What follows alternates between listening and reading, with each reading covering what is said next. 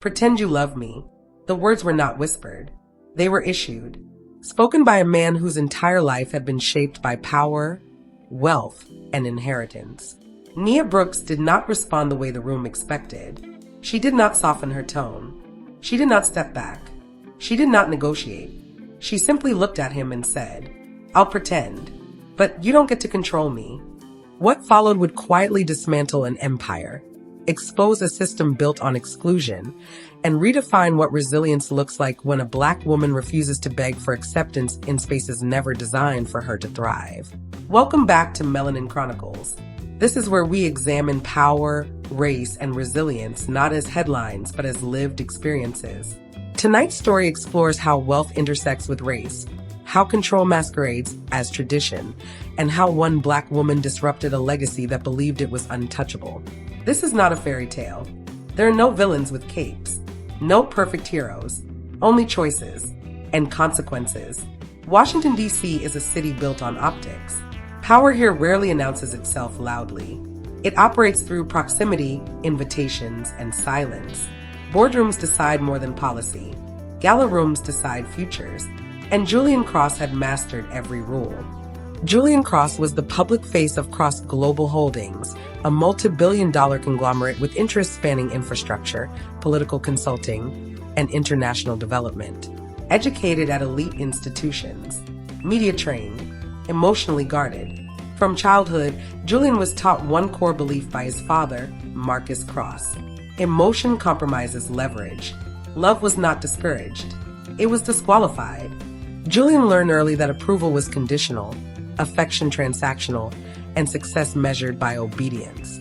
That training followed him into adulthood, shaping a man who appeared confident but lived under constant surveillance from a legacy he did not create but was expected to preserve. The Whitman Cultural Fund Gala was not about charity. It was about alignment. Politicians, donors, and families with historical influence gathered not to celebrate culture, but to confirm who still belonged at the table. Julian arrived alone. That in itself was already a problem. Marcus Cross arrived 15 minutes later, accompanied by Evelyn Harrington, the daughter of a powerful financial dynasty. No introductions were necessary. Julian understood immediately. This was not a suggestion. It was an expectation. Marriage, in this context, was not about companionship. It was a merger. Nia Brooks was not part of the guest list. She was part of the operation. An independent event logistics consultant, Nia had been contracted to oversee coordination for the gala, ensuring staff, schedules, and donors moved seamlessly through the evening. She wore a black dress that did not perform elegance. It embodied it. Julian recognized her instantly. Months earlier, he had approached her casually, confident his status would carry the interaction. Her rejection had been direct. "I don't date men who confuse privilege with personality." It had unsettled him. Now, desperation overruled judgment. Julian crossed the room, closed the distance, and kissed her without warning. The room froze. Before Nia could speak, Julian turned to the crowd. "My fiancé." In that moment, the lie was born.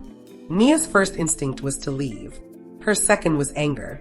But then she noticed Marcus Cross. Not surprised, not confused, calculating. Nia understood immediately.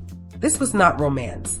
This was containment. Walking away would make her collateral damage in a power struggle she did not start. She stayed.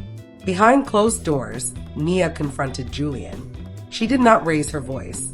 She did not perform outrage. She stated facts. "You used me. You crossed a boundary. You involved me without consent."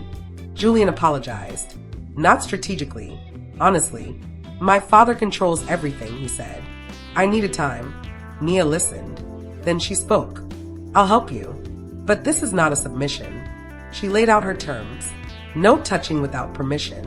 No control over her image, voice, or choices. A clean ending when the performance concluded. Julian agreed. What neither of them said was the truth. This arrangement was already unstable. If this story resonates so far, pause here. Subscribe to Melanin Chronicles. These narratives are not designed for comfort. They are designed for clarity. Subscribe because this story is about to reveal what power looks like when it is challenged from within. The media reacted immediately. Headlines framed Nia as a mystery, an anomaly, an exception. She was asked questions no one asked Julian: where she came from, who vouched for her, whether she understood the world she had entered.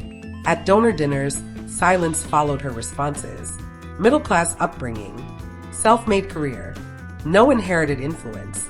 Julian began noticing patterns he had never been forced to see. The subtle exclusions, the coded language, the way admiration turned into interrogation. Nia endured it without shrinking. Caleb Wright entered quietly, Julian's oldest friend, an architect known more for integrity than ambition. Caleb spoke to Nia as if she belonged without needing proof. Their conversations were unguarded, unstrategic. For Nia, the feeling was unfamiliar. Ease. For Julian, it was destabilizing. Jealousy emerged, not from possession but from fear. Marcus Cross did not intervene immediately. He observed. He collected information. When he finally spoke to Nia, it was without pleasantries. "I've reviewed your background," he said. "You're accomplished, but incompatible."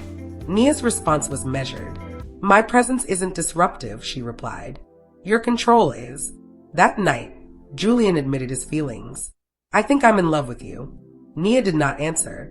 Love, in systems built on power, demands scrutiny. Caleb told Nia the truth. Years earlier, Julian had loved a woman outside his father's approval.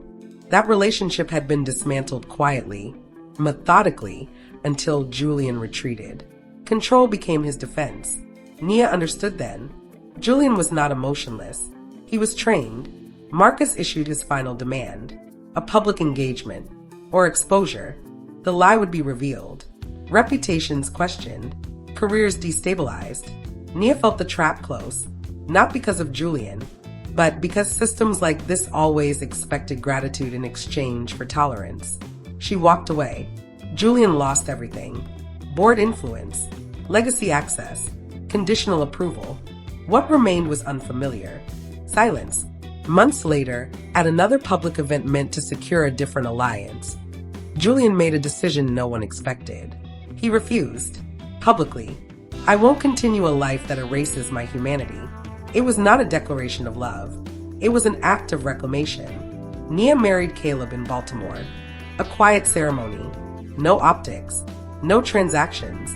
Julian attended as a man rebuilding. His new company focused on ethical development. His mother had left Marcus. Marcus Cross remained powerful, but isolated.